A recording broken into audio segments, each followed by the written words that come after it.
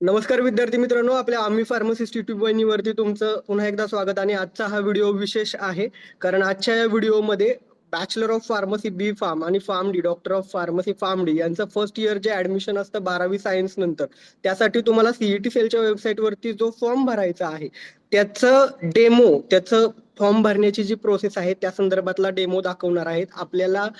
Raja रामबापू college of pharmacy Kasegaon या ठिकाणी Deepak गुमटे sir जे आहेत ते आपल्याला फॉर्म कशा पद्धतीनं भरायचा हे दाखवणार आहेत.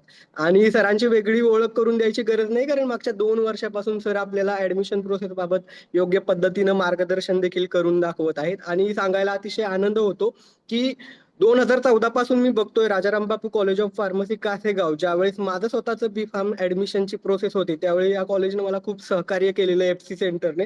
या ठिकाणी तुम्हाला फॉर्म भरण्यापासून ते अगदी काहीही अडचण आली तरी तुम्हाला ते व्हॉट्सअप ग्रुपवरती सर्व सहकार्य करतात. तर शिवाय ते स्टुडंटना, विद्यार्थ्यांना खूप चांगल्या पद्धतीने सहकार्य करतात. तुमचा फॉर्म भरून दिला जातो. महाराष्ट्रात मला वाटतं की हे केवळ असं एकमेव एफसी सेंटर असेल की ज्या ठिकाणी विद्यार्थ्याला फॉर्म भरण्यापासून ते अगदी कॅपराऊंड पर्यंत सहकार्य केलं जातं. तर Rajaram Bapu college of pharmacy Kasegaon या ठिकाणी हे कॉलेज आहे. सर गुमते सरांना मी रिक्वेस्ट करतो की फॉर्म भरण्याची प्रोसेस तुम्ही करून दाखवावी. Over to you sir.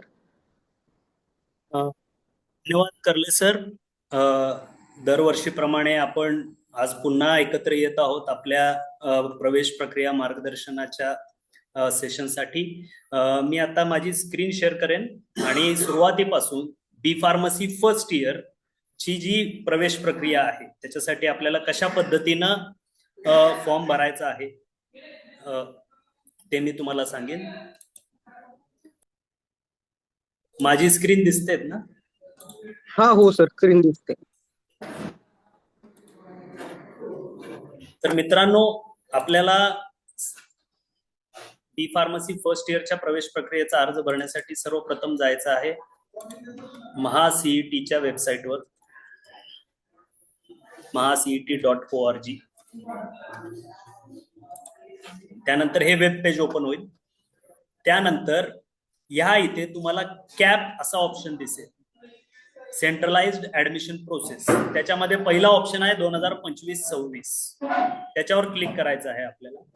आणि त्यानंतर ऍडमिशन प्रोसेससाठी महासीईटीचे जो पोर्टल आहे त्याच्यात वेगवेगळ्या कोर्सेसची नावे दिसतील. त्या ठिकाणी डाव्या बाजूला अंडर ग्रॅज्युएट कोर्सेस म्हणजे जे पदवी कोर्सेस आहेत त्यांची एक सेपरेट लिस्ट दिसेल, तुम्हाला इथे दिसत असेल. आणि या ठिकाणी तुम्हाला बी फार्मसी किंवा फार्म डी या दोन्हीच्या प्रवेश प्रक्रियेसाठी इथे क्लिक करायचं आहे. एकदा क्लिक केल्यानंतर तुम्हाला इथं न्यू रजिस्ट्रेशन किंवा ऑलरेडी रजिस्टर्ड असा ऑप्शन दिसेल. त्याच्यानंतर तुम्ही जा ऑलरेडी रजिस्टर्ड मध्ये. आता ऑलरेडी रजिस्टर्ड कोण करणार आहेत? तर जे विद्यार्थी सीईटी दिलेले आहेत त्यांनी ऑलरेडी रजिस्टर्ड मध्ये जायचं आहे.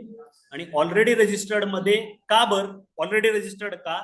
तर तुमचे जे सीईटीच्या लॉग इनचे जे क्रेडेन्शियल्स आहेत, म्हणजे त्यावेळेसचा ईमेल आयडी आणि त्यावेळेसचा पासवर्ड, त्याच गोष्टी वापरून आज तुम्हाला ही प्रोसेस इथं पूर्ण करायची आहे.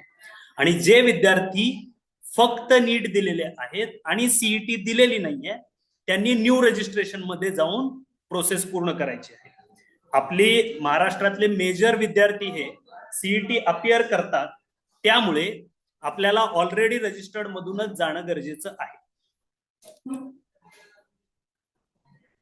तर इथे साइन इनचा ऑप्शन येईल. त्या ठिकाणी तुम्हाला रजिस्टर्ड ईमेल आयडी जो कुठला असेल तो तुम्हाला इथे टाकायचा आहे. आणि मी आता तो एका सॅम्पल विद्यार्थ्याचं टाकतोय.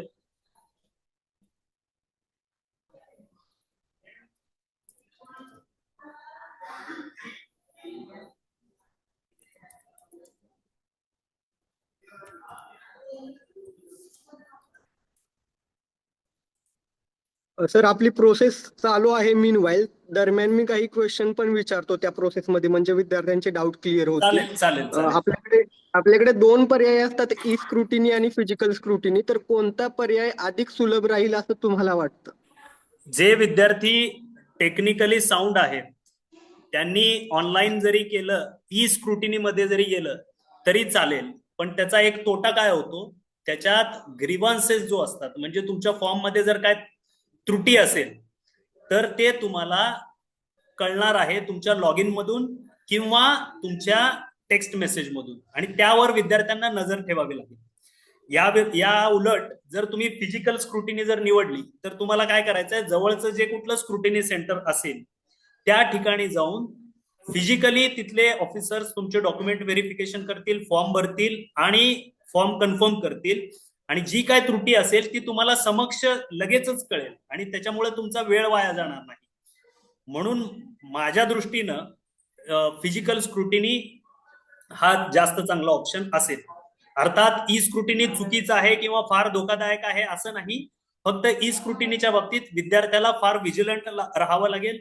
त्याला दररोज त्याचं सकाळी लॉग इन चेक करावं लागेल किंवा दररोज मेसेज बॉक्स टेक्स्ट मोबाईलचा जो मेसेज बॉक्स आहे तो पाहत राहावं लागेल.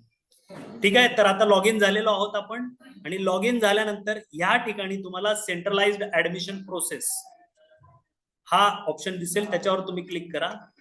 आणि इथं क्लिक केल्यानंतर वेगवेगळे कोर्सेस उपलब्ध आहेत आणि त्या कोर्सेससाठी त्या कोर्सवर तुम्हाला क्लिक करायचं आहे. आपलं सध्याचं सेशन हे फार्मसी, बॅचलर ऑफ फार्मसी बद्दल आहे, त्यामुळे आपण बॅचलर ऑफ फार्मसीवर क्लिक करायचं आहे. इथं विद्यार्थ्यांचा अजून एक घोळ होण्याची शक्यता आहे. ह्याच्या एक्झॅक्ट वर बी फार्मसी प्रॅक्टिस नावाचा एक कोर्स आहे, तो 12वी नंतर नाहीये, तो डिफार्म झालेले आणि 5 वर्ष अनुभव असलेल्या लोकांसाठी आहे. त्याच्यामुळे त्याच्याबद्दल फार विचार करू नका. बॅचलर ऑफ फार्मसी हा जो ऑप्शन आहे तो तुम्हाला इथून निवडायचा आहे आणि त्याच्यावर क्लिक करायचा. क्लिक याच केल्यानंतर प्रोसेसला धरून अजून एक डाऊट होता, बरेच विद्यार्थी फार्म डी साठी पण रजिस्ट्रेशन करतात, तर मागच्या वेळेस सारखं बी फार्म आणि फार्म डी ला एकच रजिस्ट्रेशन असणार आहे की खाली अजून एक ऑप्शन असेल फार्म डी साठी? हा ऑप्शन एकच असतोय, एकच फॉर्म भरायचा असतो आणि तो फॉर्म भरल्यानुसार जे विद्यार्थी इन्फॉर्मेशन ब्रोशर दिल्यानुसार फॉर्म डी ला एलिजिबल असतील त्यांच्या फॉर्मवर त्या गोष्टी रिफ्लेक्ट होतील. म्हणजे जे विद्यार्थी दोन्ही कोर्सेसला एलिजिबल आहेत त्यांच्या फॉर्मवर येईल you are eligible for B form and form D. जे विद्यार्थी फक्त बी फार्मला एलिजिबल असतील त्यांच्या फॉर्मवर फक्त बी फार्मसी एवढाच येईल.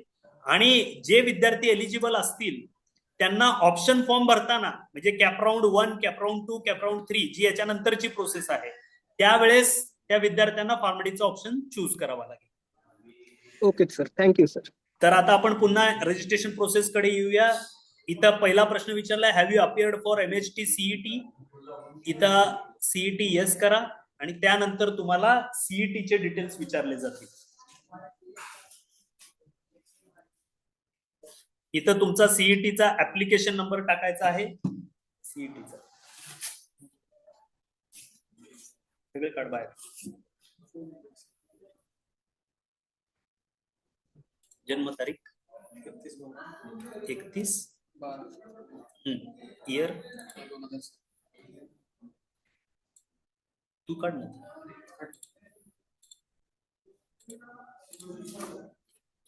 तुमच्या CET स्कोर कार्डवर 2 गोष्टी आहेत, एक MHCET ऍप्लिकेशन नंबर आणि दुसरा आहे MHT CET रोल नंबर. इथं दोन्ही गोष्टी नमूद करायच्या आहेत आपल्याला. पहिल्यांदा मी ऍप्लिकेशन ID नमूद करतोय आणि आता रोल नंबर नमूद करतोय.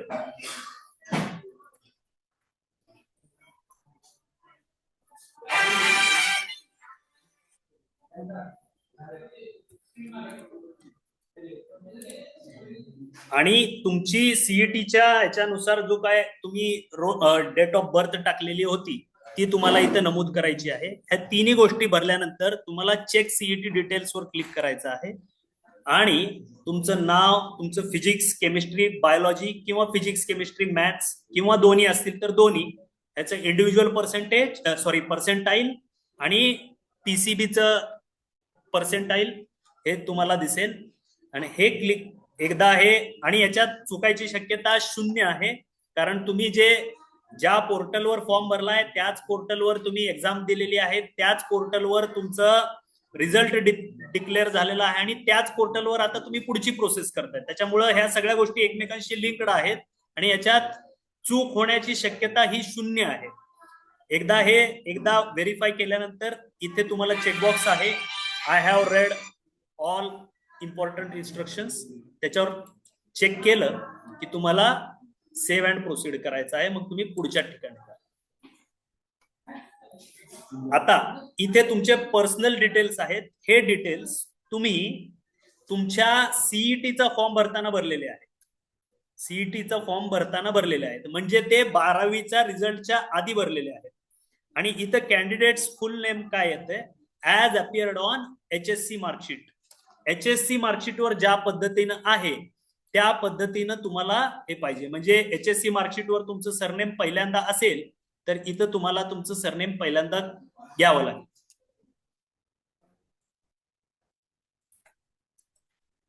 त्याच्यानंतर एकदा तुमच्या गोष्टी चेक करा सगळ्या. वडिलांचं नाव, आईचं नाव, जेंडर हे 2 वेळा चेक करायचं आहे. जन्मतारीख पण एकदा तुम्ही भरलेली येईल आणि आता पुन्हा तुम्हाला पुन्हा एकदा सिलेक्ट करायची आहे.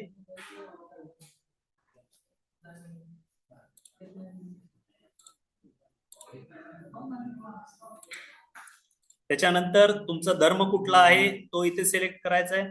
रिजन म्हणजे तुम्ही शहरी भागात राहता का ग्रामीण भागात राहता हे तुम्हाला रुरल किंवा अर्बन याच्यातून सांगायचं आहे. त्याच्यानंतर तुमचं उत्पन्नाचा दाखला इथं सिलेक्ट करायचा आहे. उत्पन्नाचा दाखला इथं तुम्हाला एक्झॅक्ट आकडा नसून उत्पन्नाची रेंज तुम्हाला सांगायची, म्हणजे 15,000 ते 50,000, 50,000 ते 1,00,000. तर तुमच्या दाखल्यावर ज्या पद्धतीनं असेल त्या पद्धतीनं इथे बदल करून घ्या. आता हे बदल करणं का बरं गरजेचं आहे हे सांगतो. कारण तुम्ही सीईटीचा फॉर्म भरताना तुमच्याकडे जो गेल्या वर्षीचा दाखला होता त्या पद्धतीनं तुम्ही फॉर्म भरलेला असणार आहे. आणि 31 मार्चला आर्थिक वर्ष बदलतं आणि नवीन दाखला तुम्हाला काढावा लागतो. नवीन दाखल्यावर काढताना आकडे कदाचित वेगळे येऊ शकतात. त्याच्यामुळे जो लेटेस्ट दाखला आहे त्या दाखल्यानुसार सगळ्या गोष्टी एकदा तुम्हाला हे करून घ्यायच्या आहेत. त्याच्यानंतर तुमचा ऍड्रेस टाका. ऍड्रेस मधल्या पहिल्या 2 लाईन्स कंपल्सरी आहेत, त्याच्यामुळे तुमचा ऍड्रेस 2 लाईन मध्ये डिवाइड करा. योग्य पद्धतीनं राज्य, जिल्हा, तालुका आणि तुमचं गाव आणि तुमचा ईमेल आयडी या गोष्टी तुम्ही हे करा. इथे तुम्ही जो सीईटीच्या वेळेस मोबाईल नंबर दिला होता तो मोबाईल नंबर आणि ईमेल आयडी इथे दिसेल. नंतर कॅप्चा हे केल्यानंतर तुम्हाला त्या रजिस्टर्ड मोबाईल नंबरवर एक OTP जाईल.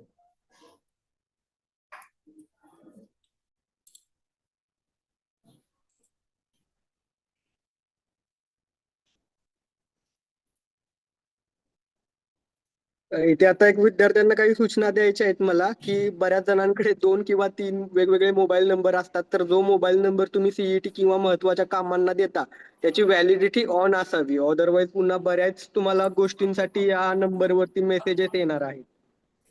आणि दुसरं म्हणजे तो आधार लिंक्ड असावा, कारण पुढे स्कॉलरशिप्स वगैरे ज्या आहेत त्या आधार बेस्ड आहेत सगळे. बरोबर सर. आता इथं तुमचा रजिस्ट्रेशन, प्रायमरी रजिस्ट्रेशन जे फार्मसीच्या कॅप राऊंड साठी आहे ते पूर्ण झालेलं आहे.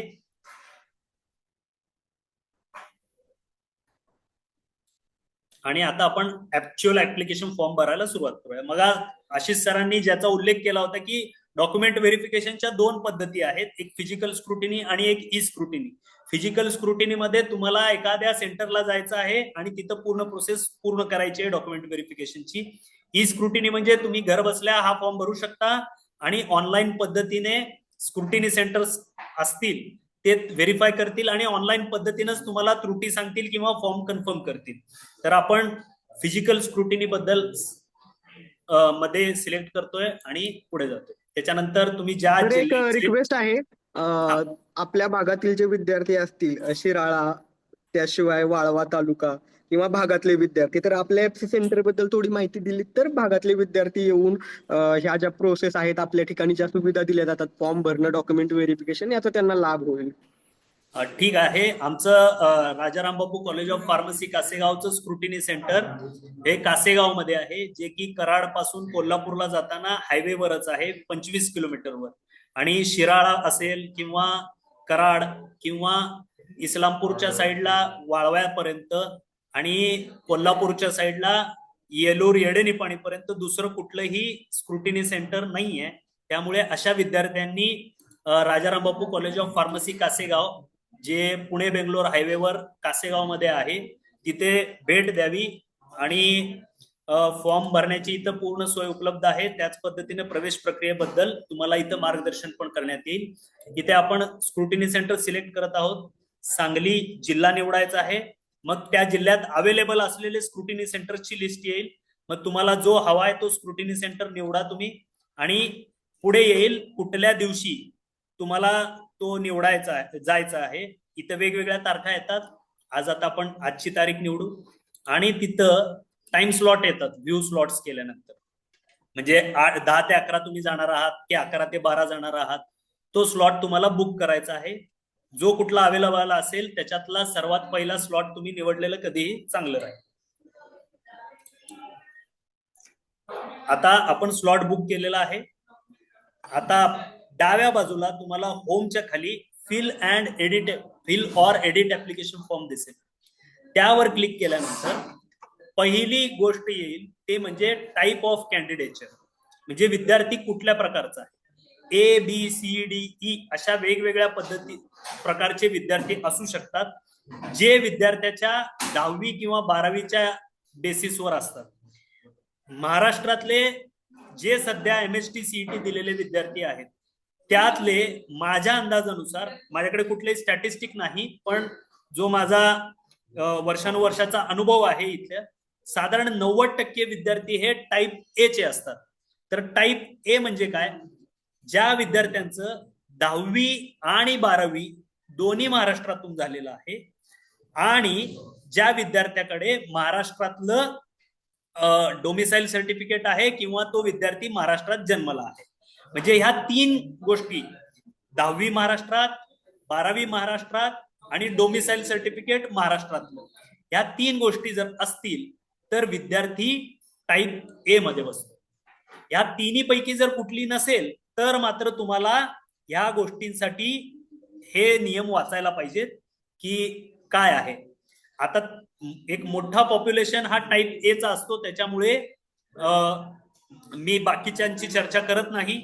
आपल्या व्ह्युअर्स पैकी काही विद्यार्थी असे असू शकतात की ज्यांचं 10वी किंवा 12वी बाहेर झालेलं आहे किंवा ते डोमिसाईल नसतील, तर त्यांच्यासाठी कुठला टाईप सिलेक्ट करायचा याबद्दल जर तुम्हाला काही माहिती हवी असेल तर तुम्ही आम्ही मराठी चॅनलला कॉन्टॅक्ट करू शकता, किंवा FC 6389 स्क्रुटिनी सेंटर 6389 म्हणजे Rajaram Bapu college of pharmacy Kasegaon, Ashish सरांना कॉन्टॅक्ट केलं तर आम्ही तुम्हाला मार्गदर्शन देऊ. त्यावर नक्की सेव्ह अँड प्रोसीड करा.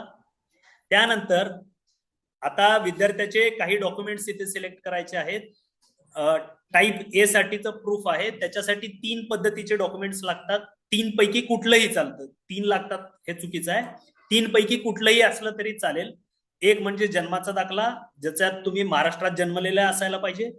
दुसरं डोमिसाईल सर्टिफिकेट, महाराष्ट्रात डोमिसाईल असल्याचं सर्टिफिकेट, किंवा कॉलेज सोडल्याचा दाखला ज्याच्यावर तुमचं जन्मस्थळ महाराष्ट्रातलं असेल.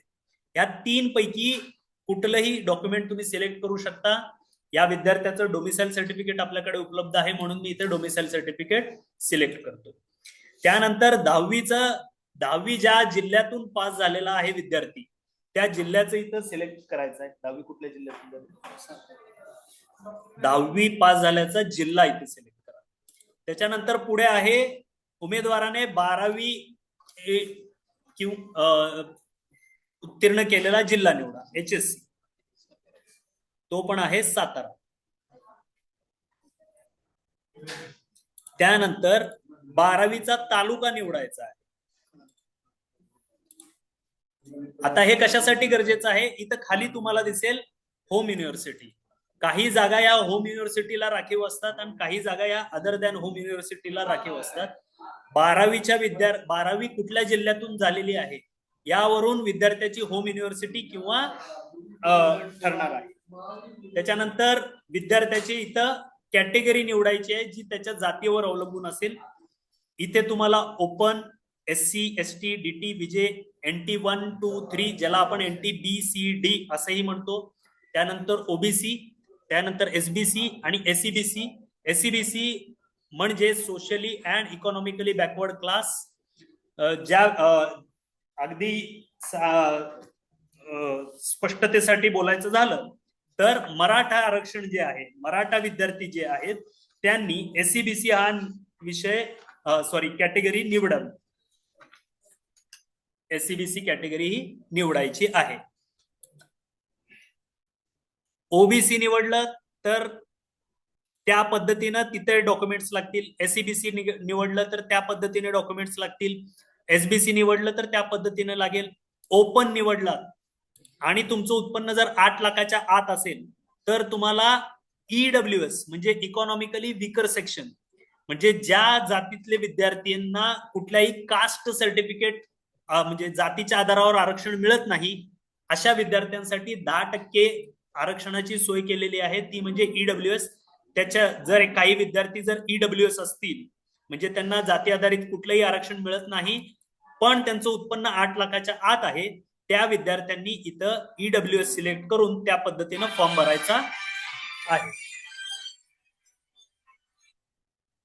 आता माझ्या समोर असलेला विद्यार्थी हा एससीबीसी कॅटेगरीचा आहे, त्याच्यामुळे मी तो त्या पद्धतीनं फॉर्म भरायला घेईन. इथे तुम्हाला जात निवडायची आहे मराठा. त्याच्यानंतर सध्या तुमच्याकडे व्हॅलिडिटी सर्टिफिकेट अवेलेबल आहे की नाही. अवेलेबल असेल तर अवेलेबल म्हणा. अप्लाइड जर अवेलेबल नसेल तर नॉट अप्लाइड म्हणा. पण तुम्ही अर्ज केलेला आहे आणि तुमच्याकडे अजून कागदपत्र उपलब्ध झालेलं नाहीये व्हॅलिडिटी सर्टिफिकेट, त्या केसमध्ये तुम्हाला निवडायचं आहे अप्लाइड बट नॉट रिसिव्ड. आणि या केसमध्ये तुम्हाला ऍप्लिकेशन नंबर भरावा लागेल.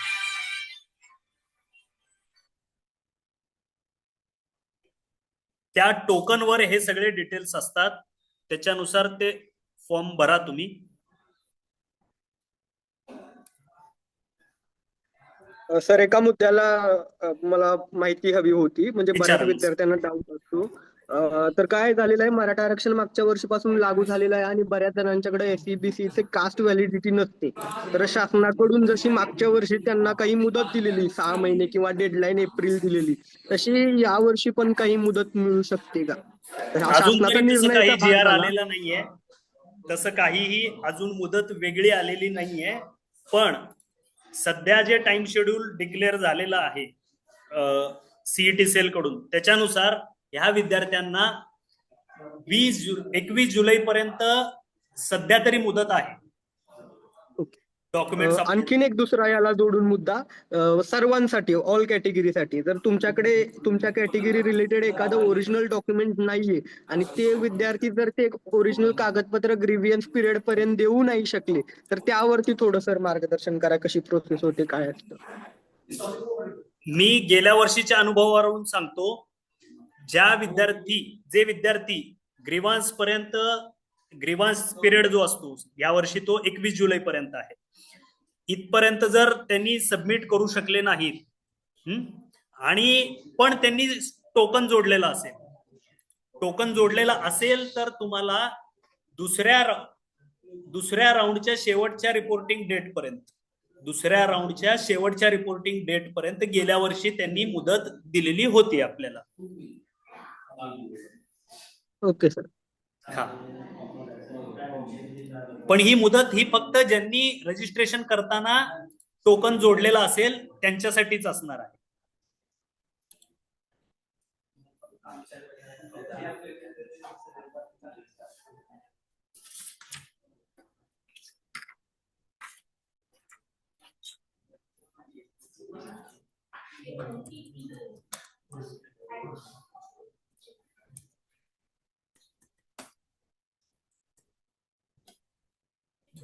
इथे तुम्हाला कास्ट सर्टिफिकेट नंबर ऍड करायचा आहे, तो त्या सर्टिफिकेट वर असतो, आउटवर्ड नंबर.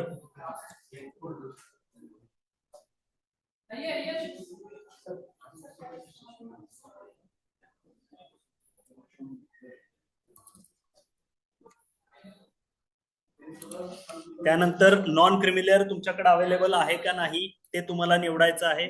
इथं पण तुम्हाला ऑप्शन आहे, अवेलेबल असेल तर अवेलेबल म्हणा, अजून अर्ज केला नसेल तर नॉट अप्लाइड म्हणा, अर्ज केलाय पण उपलब्ध नाही असं जर असेल तर अप्लाइड बट नॉट रिसिव्ड. आता ह्या विद्यार्थ्याकडे अवेलेबल असल्यामुळे मी इथे अवेलेबल हा ऑप्शन निवडतो.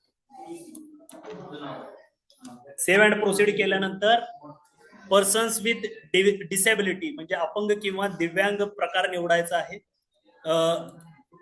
जर एखादा विद्यार्थी हँडिकॅप्ड असेल, ज्याला आता नवीन परिभाषेत PWD किंवा दिव्यांग असं म्हटलं जातं, त्या विद्यार्थ्यांनी इथे टाईप ऑफ डिसेबिलिटी जे त्याच्या सर्टिफिकेटवर अवेलेबल असेल ह्याच्यापैकी हा ऑप्शन निवडायचा आहे.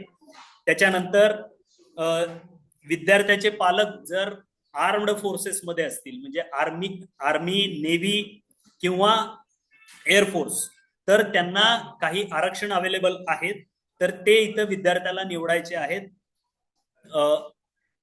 आता हा विद्यार्थी त्या कॅटेगरीतला नाहीये त्यामुळे मी तो निवडत नाहीये.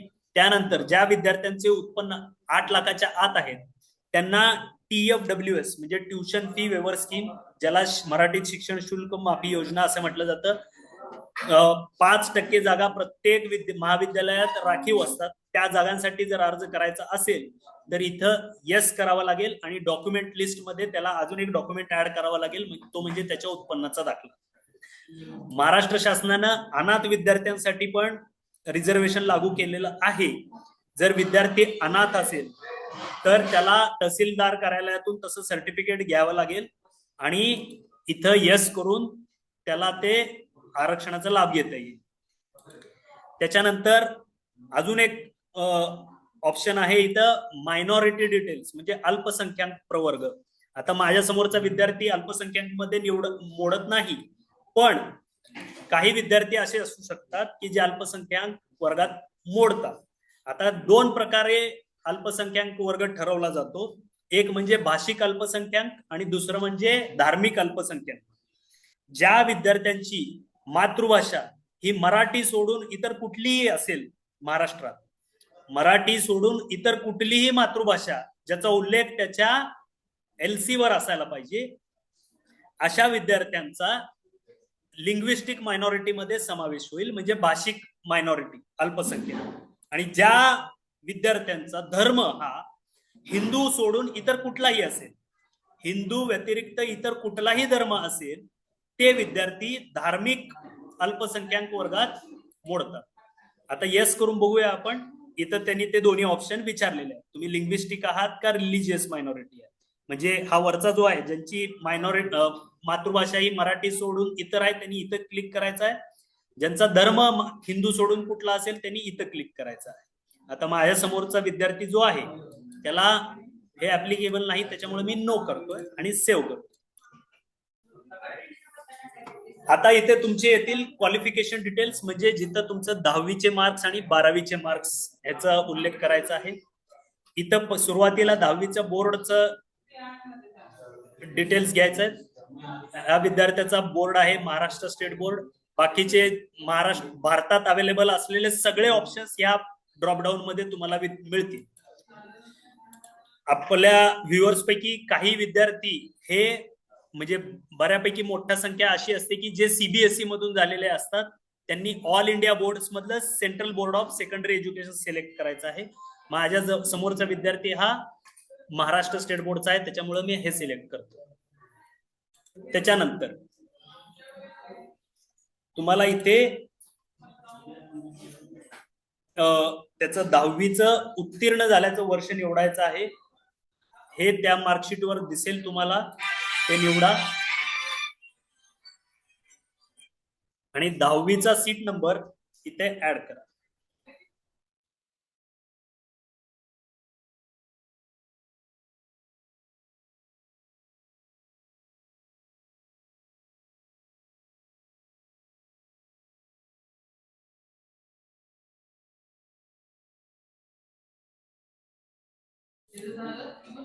सीट नंबर इथं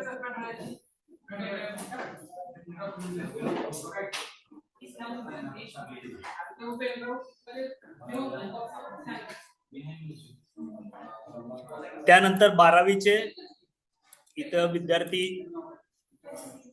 12वी भारतातून केलंय की बाहेरून केलंय त्यानंतर पुन्हा बोर्ड सिलेक्ट करायचा आहे.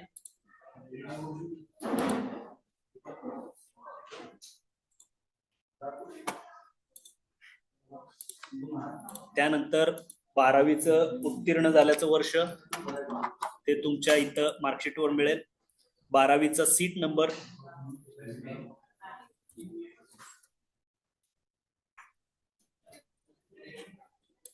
त्यानंतर मार्कशीट वरील आईचं नाव,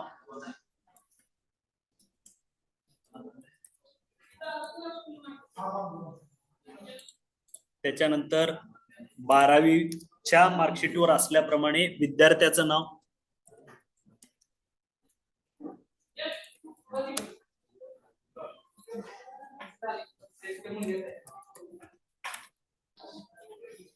एकदा हे डिटेल्स भरल्यानंतर गेट HSC डेटावर क्लिक करा आणि तुमचे सगळे डिटेल्स आपोआप तिथं फेच होतील आणि या विद्यार्थ्याचे इथं मार्क्स आलेले आहेत. हे चेक करायची काही गरज नाही, तरी पण तुम्ही चेक करू शकता कारण हे आपोआप फेच झालेले असतात. इथं काही विद्यार्थी डिप्लोमा फार्मसी करून पुन्हा फर्स्ट इयरला अप्लाय करू शकतात. त्यांच्यासाठी हा ऑप्शन दिलेला आहे यस ऑर नो. आता हा विद्यार्थी 12वी करून आलेला आहे, त्याच्यामुळे मी नो म्हणतोय फक्त आणि सेव्ह करायचं. विद्यार्थ्यांनी नीट दिली आहे का?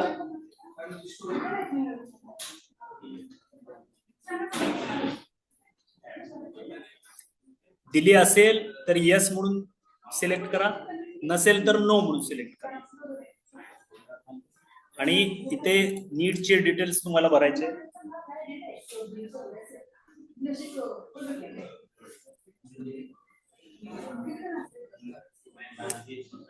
सीट रोल नंबर सांगा. हा, नीटचा रोल नंबर 16.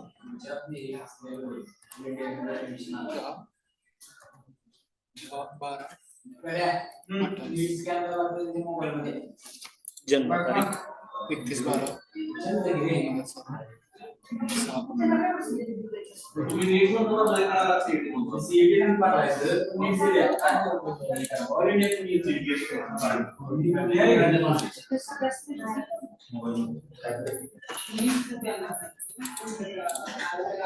हे डिटेल्स भरल्यानंतर तुम्हाला नीट स्कोर डेटा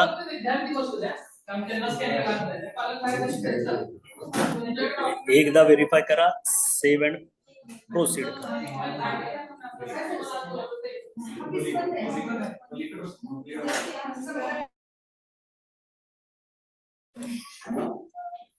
आता विद्यार्थ्याने एका कागदावर फोटो आणि फोटो चिटकवून आणि सही करून ते तुम्ही स्कॅन करणं गरजेचं आहे. मी आता या विद्यार्थ्याचे डॉक्युमेंट्स अपलोड करणार.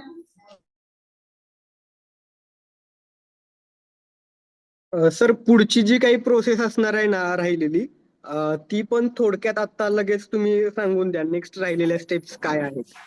आता याच्यानंतर तुम्हाला फक्त काय असेल, डॉक्युमेंट अपलोड करायचे आहेत. डॉक्युमेंट अपलोड केल्यानंतर प्रिंट ऍप्लिकेशन फॉर्म असा ऑप्शन येईल.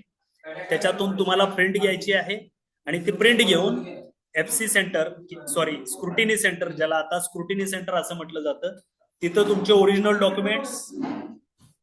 डॉक्युमेंट्स ची एक झेरॉक्स प्रत, या गोष्टी घेऊन तुम्हाला फिजिकल स्क्रुटिनी सेंटरला जायचं आहे आणि तिथं जाऊन तुम्हाला डॉक्युमेंट व्हेरिफिकेशन करून घ्यायचे आहे.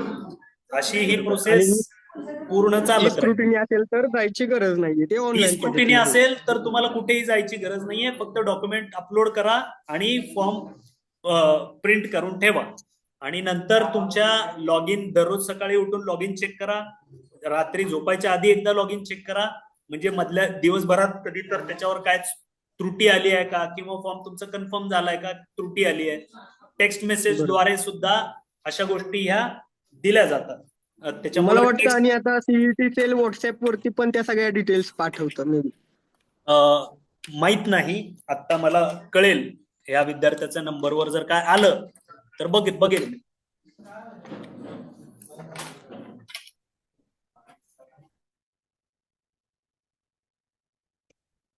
आपलं सर झूमचं बेसिक व्हर्जन असल्यामुळं 40 मिनिटानंतर ते वाइंड अप होईल. सो त्यानंतर आपल्याला ते रेकॉर्डिंग तुम्हाला कन्वर्ट करावं लागेल तिकडे, म्हणजे आपोआप कन्वर्ट होतं ते तिकडे प्रोसेस. हो हो. तर इथून तुम्हाला डॉक्युमेंट्स इथं ओपन वर क्लिक करा आणि तुम्ही जिथं कुठं डॉक्युमेंट सेव्ह केलेले असतील त्या ठिकाणी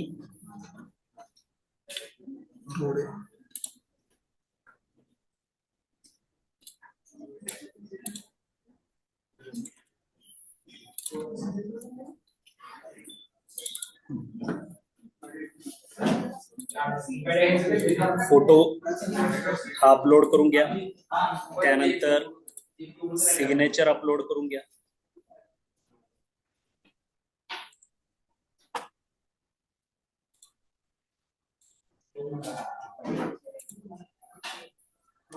सेव्ह अँड प्रोसीड. आणि मग तुम्ही जी काय काय माहिती भरलेली आहे त्यानुसार इथे तुम्हाला डॉक्युमेंटची लिस्ट येईल जी तुम्ही अपलोड करणं अपेक्षित आहे.